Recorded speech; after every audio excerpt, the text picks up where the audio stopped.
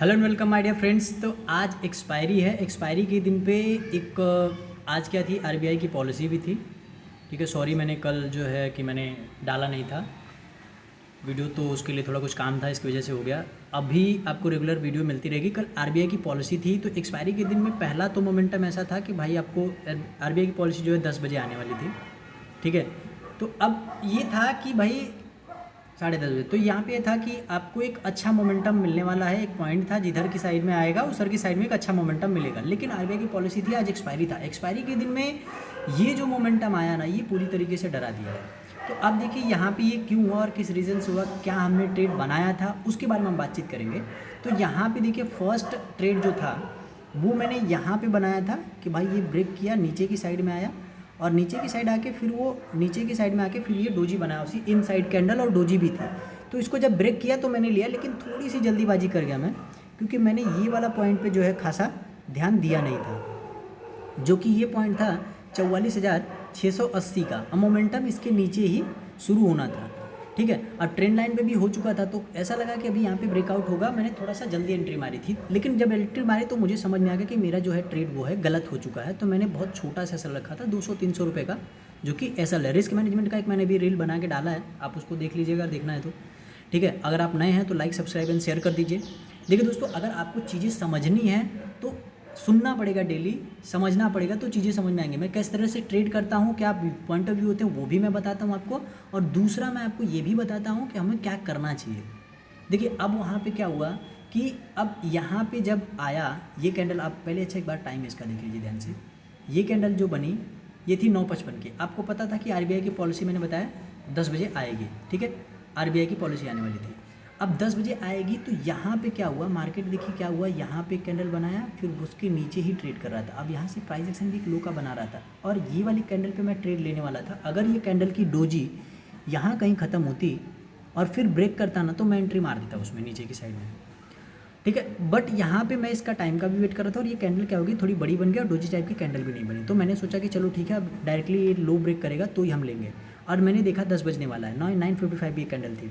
तो अब मैंने बोला कि अब यहाँ पे दो पॉइंट ऑफ व्यू मेरे एकदम क्लियर हो गए। फर्स्ट पॉइंट ऑफ व्यू ये था कि ये हाई क्रॉस करे, और सेकंड पॉइंट ऑफ व्यू ये था कि ये लो क्रॉस करे, जो कि यहाँ पे सपोर्ट बन रहा है, और ये भी जो है यहाँ पे पीछे सपोर्ट है। तो यहाँ दोनों में से जो भी पॉइंट ऑफ व्यू जो भी था कि भाई इसके ऊपर निकलेगा, और यहाँ पे था कि 44,833 यानी 30 के ऊपर जो है हम यहाँ पे एंट्री मार लेंगे, जो कि यहीं पे हो रहा है, इसी कैंडल में हो रहा है।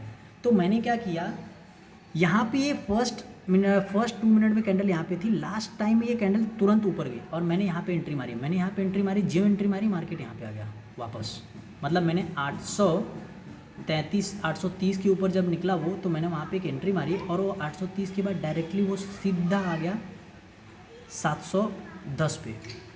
अब यहाँ से 30 पॉइंट, ये 10 पॉइंट, मतलब ये समझ के रखिए 30 पॉइंट यहाँ पे और 710, मतलब यहाँ समझ रहे हैं टोटल 80, 90, 120 पॉइंट मार्केट नीचे आ गया।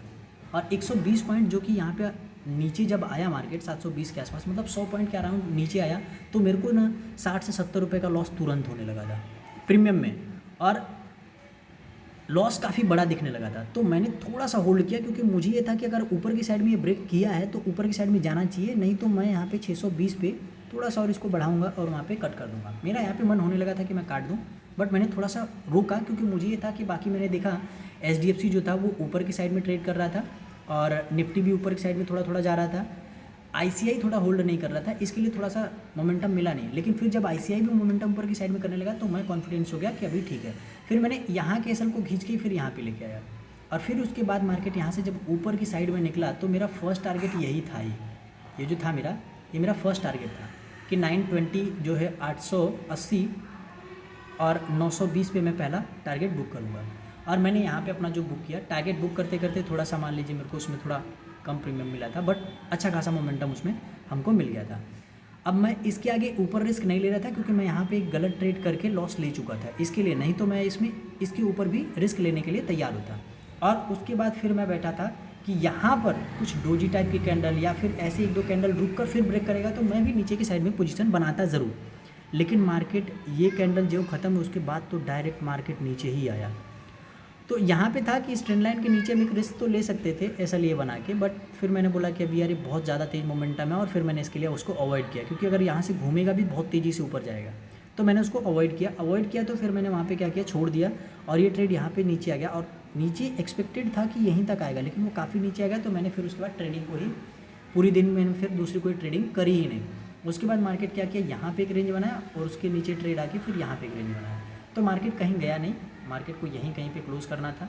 इसीलिए फिर, क्योंकि देखिए फर्स्ट एक मोमेंटम इधर और एक मोमेंटम इधर बहुत बड़ी मिल गई थी, इसलिए फिर मार्केट को पूरे टाइम रेंज में ही रहना था। इसलिए मैंने यहाँ के बाद सीधा बंद कर दिया पीसी और छोड़ दिया। तो इस तरीके से आपको भी सीखना पड़ेगा कि कब हमको अवॉइड करना है ट्रेडिंग, कब करना है, बड़ा लॉस हो गया तो उसको हैंडल कैसे करना है, ये चीज़ें बहुत ज़रूरी हैं। ठीक है, तो आप लोग अगर नए हैं तो सब्सक्राइब करिए, हम अभी अभी नई वीडियोज़ और कोर्स भी लेके आ रहे हैं, तो आप लोगों का सपोर्ट रहेगा तो बहुत अच्छा रहेगा हमको, हमारे लिए।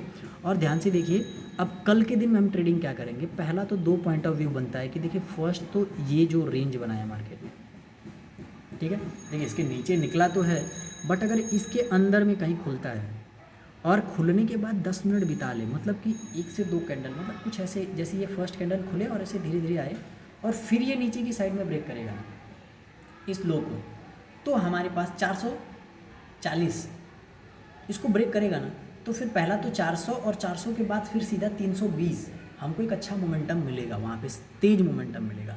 लेकिन अगर ऊपर की साइड में जाएंगे तो ऊपर की साइड में हमारे लिए ये स्ट्रॉन्ग सपोर्ट है 680, तो ऊपर की साइड में मोमेंटम कुछ ज़्यादा बड़ा नहीं है। ऊपर की साइड के मोमेंटम के लिए हम चाहेंगे कि कैंडल थोड़ी और रुके फिर जाए, बट अगर यहाँ कहीं बीच में कैंडल बना दी तो हम फिर प्राइस एक्शन का वेट करेंगे कि क्या होता है, तभी हम ट्रेड करेंगे। बाकी कोई हमारा फ्राइडे को खास ऐसा रहेगा नहीं कि फिक्स कुछ हमारा सोच के रखें, उस हिसाब से हम ट्रेड करेंगे। सो दोस्तों, मिलते हैं नेक्स्ट वीडियो में कल। Thank you.